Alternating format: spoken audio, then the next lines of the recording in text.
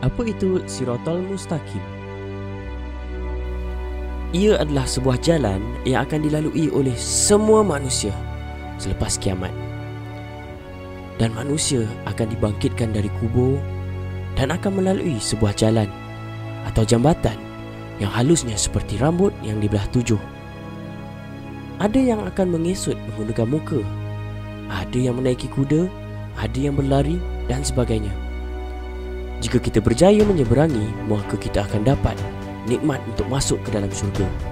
Tapi jika kita gagal atau terjatuh ke bawah, kita akan dimasukkan ke dalam api neraka. Begitulah menurut apa yang telah diajarkan kepada kita melalui perjalanan kita dari kecil hingga ke dewasa. Bagaimana pula Siratal Mustaqim menurut firman Allah ataupun ayat Al-Quran? Siratal Mustaqim pertama kali disebut oleh Allah di dalam Al-Quran pada surat yang pertama, Al-Fatihah ayat ke-6. Tunjukilah kami jalan yang lurus. Manusia seluruh dunia memohon setiap kali di dalam sembahyang mereka akan perkara ini, iaitu tunjukilah kami jalan yang lurus. Berdasarkan ayat tadi, semestinya jalan ini adalah sebuah jalan yang perlu ditunjukkan dan tidak semua orang dapat melaluinya. Hanya orang-orang yang terpilih dapat berjalan di Siratal Mustaqim atau jalan yang lurus. Dan siapa pula orang yang terpilih untuk melalui jalan yang lurus ini?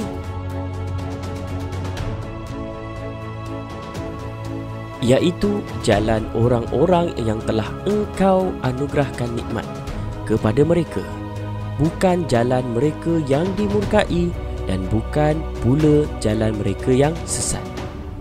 Allah memberikan petunjuk kepada kita di dalam ayat yang seterusnya. Jalan yang lurus ini adalah jalan orang-orang yang telah Allah anugerahkan nikmat kepada mereka. Jalan yang lurus ini bukanlah jalan orang-orang yang dimurkai dan bukan pula jalan orang-orang yang sesat. Jalan yang lurus ini merupakan sebuah jalan kebenaran yang telah berjaya dilalui orang-orang yang terdahulu. Siapa mereka ini?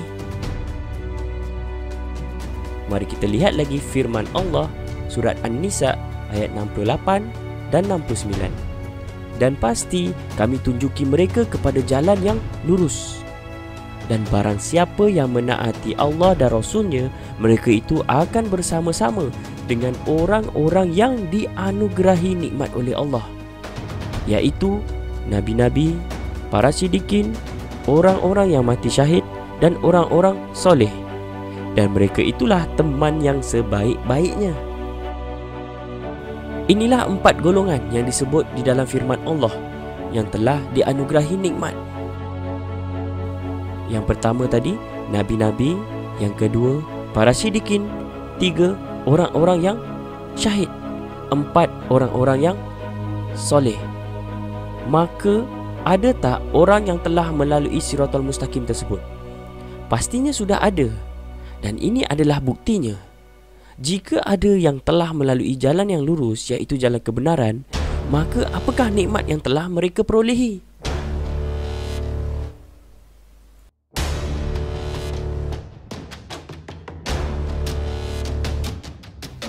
Allah menyeru manusia ke Darussalam dan menunjuki orang yang dikehendakinya pada jalan yang lurus.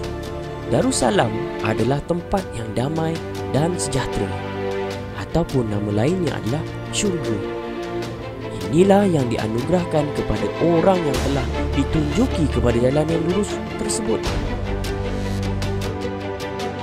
Jalan yang lurus ini bukanlah jalan orang-orang yang dimurkai dan bukan pula jalan orang yang sesat. Siapakah pula orang yang dimurkai dan orang-orang yang sesat ini? Dan sesungguhnya kami jadikan untuk isi neraka jahanam kebanyakan dari jin dan manusia. Mereka mempunyai akal, tetapi tidak dipergunakannya untuk memahami ayat-ayat Allah. Dan mereka mempunyai mata, tetapi tidak dipergunakannya untuk melihat tanda-tanda kekuasaan Allah. Dan mereka mempunyai telinga tetapi tidak dipergunakannya untuk mendengar ayat-ayat Allah. Mereka itu sebagai binatang ternak, bahkan mereka lebih sesat lagi. Mereka itulah orang-orang yang lalai.